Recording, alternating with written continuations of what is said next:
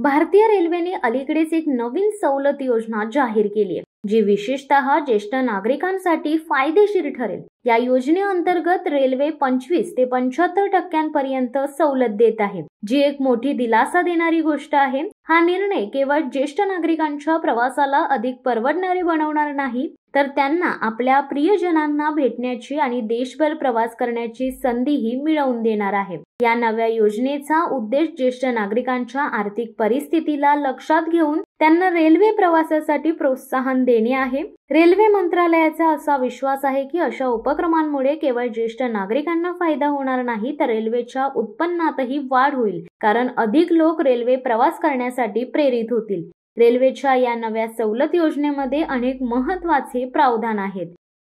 शिवसत्ता टाइम्ससाठी देवेंद्र मोरे, मुंबई। दे धडक बेधडक वृत्त देणाऱ्या आपल्या शिवसत्ता टाइम्स न्यूज चॅनलला लाल बटन दाबून सबस्क्राईब करा आणि बेल आयकॉनला क्लिक करायला विसरू नका।